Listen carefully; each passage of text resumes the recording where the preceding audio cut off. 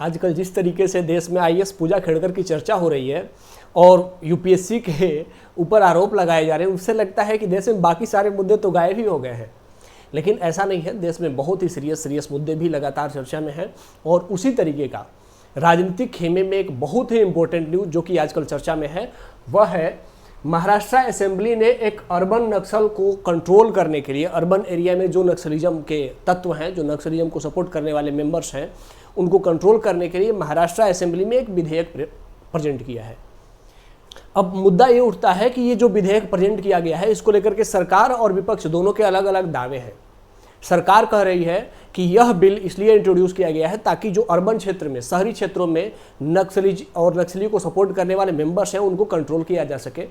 जबकि विपक्ष का कहना है कि यह बिल इसलिए प्रस्तुत किया गया है क्योंकि महाराष्ट्र असेंबली का इलेक्शन आने वाले हैं और ऐसे में जो भी सरकार के अपोजिशन में बात करेगा उसको पकड़ करके अर्बन नक्सली होने का आरोप लगा करके जेल में डाल दिया जाएगा। तो आइए जानते हैं कि इस बिल में ऐसा क्या प्रोविजन है जिसको लेकर के विपक्ष इस पर आरोप लगा रहा है। साथ ही यह भी जानेंगे कि अर्बन नक्सलिज्म एक्चुअली है क्या, अर्बन नक्सल शब्द कहां से आया, अर्बन नक्सलिज्म की ये जो जर्नी है उसको भी आज जानने का प्रयास करते हैं। तो चलिए इसकी शुरुआत करते हैं।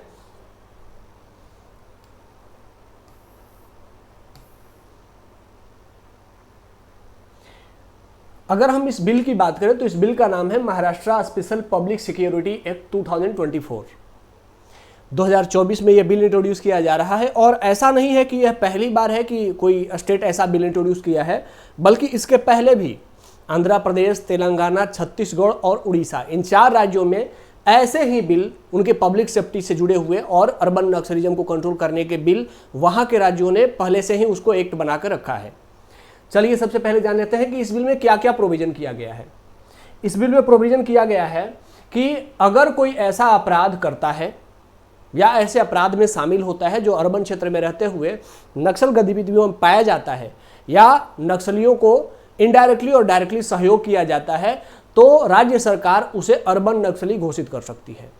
इस अपराध को राज्य सरकार ने कॉग्निजेबल एंड नॉन बेलेबल अपराध घोषित किया गया। इसका मतलब है कि अगर सरकार आपको अर्बन नक्सली घोषित करती है, किसी को भी जो कि अर्बन नक्सली गतिविधियों में शामिल है, अगर सरकार उसको अर्बन नक्सली घोषित करती है तो वह संज्ञेय और गैर जमानती अपराध होगा, उसमें उसको जमानत नहीं दी जाएगी। इसमें यह भी प्रोविजन किया गया है कि वैसे मेंबर जो कि डायरेक्टली अनलॉफुल किसी भी ऑर्गेनाइजेशन से डायरेक्टली नहीं जुड़े हुए हैं, इसका मतलब है कि वो डायरेक्टली किसी नक्सली संगठन से जुड़े हुए नहीं, उसके सदस्य नहीं है, लेकिन इनडायरेक्टली उसमें सिग्निफिकेंट कंट्रीब्यूशंस करते हैं, मतलब कि अवांछित रूप से, अप्रत्यक्ष रूप से उस संगठन को सहयोग करते हैं, चाहे वो धन से हो, विचार से हो या फिर किसी भी तरीके से अगर सहयोग करते हैं, तो उनके लिए भी इस एक्ट में जेल का प्रावधान, सजा का प्रावधान किया गया है। इस एक्ट में अगला प्रोविजन किया गया है कि जिसको भी सरकार अर्बन नक्सली घोषित करेगी उसको 7 साल की जेल और 5 लाख रुपए तक का फाइन लगाया जाएगा।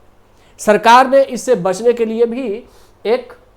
रिव्यू कमेटी, एडवाइजरी कमेटी भी स्थापित करने का निर्णय लिया है। इस एक्ट में इसका प्रोविजन भी किया गया है कि हाईकोर्ट के जो जज होंगे, जो रिटायर्ड जज होंगे या उसी स्तर के प्रसिद्ध न्यायविद होंगे, ज्यूरिस्ट होंगे, उनको लेकर के एक एडवाइजरी बोर्ड बनाई जाएगी जिसका काम होगा कि सरकार द्वारा अगर किसी व्यक्ति को या किसी संगठन को नक्सली ऑर्गेनाइजेशन या अर्बन नक्सल घोषित किया जाता है तो उनकी सरकार के डिसीजन को रिव्यू करना, ताकि उस व्यक्ति को उचित न्याय मिल सके और साथ ही सरकार भी किसी भी अवांछित व्यक्ति को गैर जरूरी सजा न दे सके। इस बिल को लेकर के महाराष्ट्र कांग्रेस और सीपीआईएम के सदस्यों का कहना है कि सरकार विधानसभा इलेक्शन में विपक्ष की आवाज को दबाने के लिए ऐसा प्रयास कर रही है। अब जानते हैं कि इस बिल के अकॉर्डिंग अर्बन नक्सल या नक्सली किसे घोषित किया जाएगा। तो इसमें प्रोविजन किया गया है कि जो भी एजुकेटेड जर्नलिस्ट होंगे, पोएट्स होंगे, आर्टिस्ट होंगे, लोकल लीडर्स होंगे या फिर ह्यूमन राइट एक्टिविस्ट होंगे, प्रोफेसर्स होंगे और ऐसे ही किसी भी जो संभ्रांत किसी सोसाइटी में किसी बड़े पद पर कार्यरत होंगे और जो कि अपने कार्य से नक्सल गतिविधि को अपने व्यवसाय की आड़ में छुप करके प्रमोट कर रहे होंगे, उन्हें अर्बन नक्सली घोषित किया जाएगा। चलिए अब जानते हैं कि अर्बन नक्सल एक्चुअली होते क्या हैं और कब यह टर्म चर्चा में आया था। बेसिकली 2004 में कम्युनिस्ट पार्टी ऑफ इंडिया जो माओइस्ट है, जिसका कि उद्देश्य है कि बाय हुक और बाय क्रुक भारत में कम्युनिज्म की स्थापना करना और भारत सरकार को हटा करके वहां पर अपनी सत्ता स्थापित करना, इस संस्था ने 2004 में एक डॉक्यूमेंट जारी किया था और उस डॉक्यूमेंट का टाइटल दिया गया था अर्बन पर्सपेक्टिव। इसका मतलब है कि इन्होंने इस टारगेट में, इस स्टडी पेपर में एक टारगेट दिया था खुद को कि वे अब ऐसे कैंपेन रन करेंगे जो कि अर्बन लीडरशिप के द्वारा रन किया जाएगा। अब तक 2004 तक इन्होंने जंगल में आदिवासियों के बीच रह करके या ग्रामीण पृष्ठभूमि से होकर के ही अपने नक्सल गतिविधियों का संचालन किया था, लेकिन 2004 में उन्होंने अर्बन पर्सपेक्टिव नाम के पेपर को इशू करके, जारी करके, और यह घोषणा किया कि अब शहरों में भी शहरी लीडर के माध्यम से कैंपेन चलाए जाएंगे और सरकार का विरोध किया जाएगा। मतलब कि नक्सली जो गांव में रहते हैं या फिर जंगलों में रहते हैं वो हथियार से सरकार का विरोध करेंगे और शहरी क्षेत्र में रहने वाले कुछ लोग होंगे जो कि वैचारिक स्तर पर या अन्य तरीके से सरकार का विरोध करेंगे। हालांकि इसके बाद भी अर्बन नक्सल वर्ड चर्चा में नहीं आया था, बल्कि अर्बन नक्सल वर्ड एक्चुअली 2018 में चर्चा में आ गया। 2018 में पुणे पुलिस ने कुछ लोगों को, जो कुछ इंटेलेक्चुअल्स थे, उनको महाराष्ट्र के अलग अलग क्षेत्रों से गिरफ्तार किया और उनका कनेक्शन कहां देखा गया कि वो भीमा कोरे गांव में जो हिंसा हो रही थी, राइट्स हो रहे थे, उस राइट्स में ऐसे लोगों की भागीदारी देखी गई। अब ये कुछ एक्यूज थे जिसमें कि ये कुछ नाम दिए गए हैं जो कि नौलखा, गौतम नौलखा, ये साईं बाबा, ये सब ऐसे लोग हैं जो कि या तो यूनिवर्सिटी के प्रोफेसर्स थे या फिर हाई क्वालिफाइड इंटेलेक्चुअल पत्रकार होते थे, और इन सब लोगों की भागीदारी पुणे पुलिस ने 2018 में भीमा कोरे गांव हिंसा में खोज ली। इन लोगों को गिरफ्तार करने के बाद पुणे पुलिस ने इनके पास से कुछ दस्तावेज बरामद किए और उस दस्तावेज में पुणे पुलिस ने तत्कालीन प्रधानमंत्री, जो कि वर्तमान में भी हैं, हमारे प्रधानमंत्री नरेंद्र मोदी जी की हत्या करने का, इनको असैसिनेट करने का प्लान बनाया गया था, इनका षड्यंत्र किया जा रहा था। इस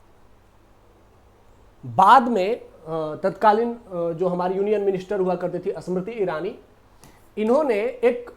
बुक के विमोचन पर, यह बुक है अर्बन नक्सल, इसको विवेक अग्निहोत्री ने लिखा है। इस किताब के विमोचन के दौरान स्मृति ईरानी ने बताया कि भारत में ऐसे कुल एटलीस्ट मिनिमम 21 सच ऑर्गेनाइजेशंस हैं। 21 ऐसे ऑर्गेनाइजेशंस हैं जो डायरेक्टली और इनडायरेक्टली अर्बन क्षेत्र में रहते हैं और नक्सल गतिविधियों में शामिल रहते हैं। तो ये 21 इन्होंने न्यूनतम नंबर बताया और इन्होंने बताया कि इनका कार्य क्या होता है कि ये बाहर से भी, विदेश से भी लोगों को भारत में माओवाद के अध्ययन के लिए बुलाते हैं और साथ ही ये माओवाद को सपोर्ट करते हैं, साथ ही उसकी फंडिंग भी सुनिश्चित करते हैं। तो स्मृति ईरानी ने यह आरोप लगाया कि भारत में ऐसे कुल मिनिमम 21 ऑर्गेनाइजेशंस हैं जो कि शहरी क्षेत्र में रहते हुए अर्बन नक्सलिज्म को प्रमोट कर रही हैं।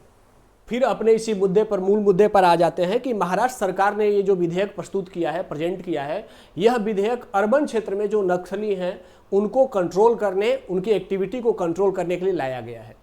लेकिन एक राज्य व्यवस्था में, एक लोकतांत्रिक प्रणाली में विरोध के तत्वों को दबाना भी लोकतंत्र के आदर्शों के अनुरूप नहीं है, क्योंकि शासन और विपक्ष, प्रशासन में जब सरकार है तो विपक्ष की भी वहाँ पर भूमिका होती है। तो ऐसे में सरकारों को यह भी चाहिए कि विपक्ष को भी अपनी बात रखने का, सरकार के विरोध करने का पर्याप्त मौका मिले। लेकिन साथ ही यह भी सुनिश्चित किया जाना चाहिए कि कोई भी नक्सली गतिविधि में शामिल होकर के देश हित के अगेंस्ट अगर कार्य करता है तो उसको बड़ी कठोरता के साथ, बिना किसी छूट के कंट्रोल किया जाना चाहिए। तो आज के लिए इतना ही। धन्यवाद। जय हिंद।